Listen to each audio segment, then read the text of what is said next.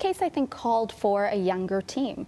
Why? Why did you think that? Because the parties were young, right? And they resonate with a younger audience. So you see, things were a bit more complicated to reach that outcome than it may have seemed in court. Well, given her success with the case, it's only normal that virtually everyone would want to pick her brain on why things turned out the way they did. And while she has been dishing out some of the factors involved, she has also now recently spoken about the UK case, which Amber's team have made into their anthem.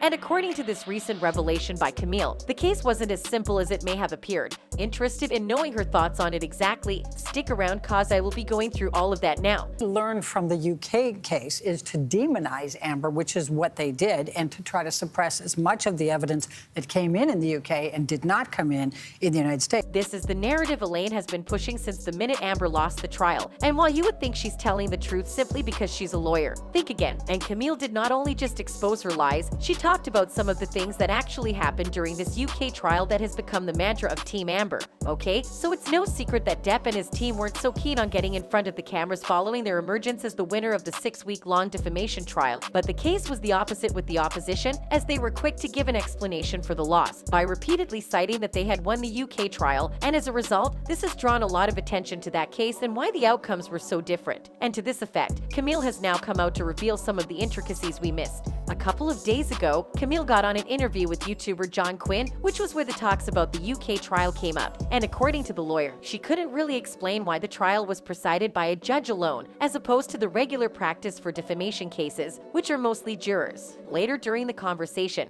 the talk shifted majorly to being about the judge himself.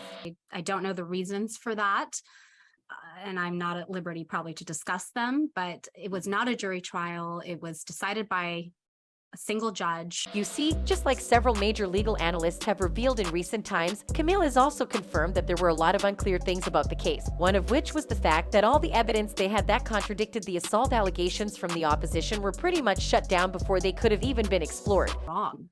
I mean, reading his really long opinion was disheartening and frustrating because any evidence that we had contrary to allegations of abuse were quickly dismissed. In fact, the lawyer revealed that the judge did not even bother taking some of these pieces of evidence into consideration at all in reaching the final verdict, as they were either quickly dismissed or didn't see the light of day at all. She also said that she wasn't the only one in the team of lawyers that noticed this, which ultimately led to their loss, which according to her was pretty unfair. Well, the thing is that there was actually a revelation that confirmed that the judge who presided over the UK case, Andrew Niccol, actually had a specialized interest in the case, as he was somehow connected to the news outlet that Depp sued for defamation in the country. The chart shows that Niccol is the father of Robert Palmer, executive director of advocacy organization Tax Justice UK. Palmer has made frequent appearances on Talk Radio, which is owned by Wireless Group, a subsidiary of Rupert Murdoch's News Corp. Under News Corp's sizable corporate umbrella is British tabloid The Sun, which published the article that prompted Depp's lawsuit. Dan Wooten, who wrote the article, also previously worked at Talk Radio during the time that Niccol's son was a part of the outlet's roster of personalities.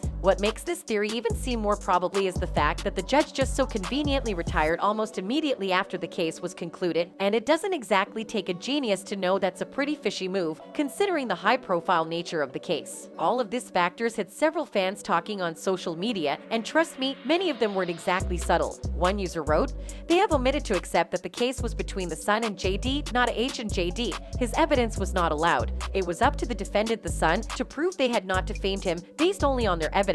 Another user with a similar perspective added, "Of course she was behind the Sun article, just like the TMZ stuff. JD only lost because the judge didn't allow him discovery." Well, it seems Camille may have just confirmed these suspicions from the fans, but we just might find out how true all of this is pretty soon. Remember, these are based on theories and not rock-hard facts, so take them accordingly. That's it for now. I'll see you on the next one.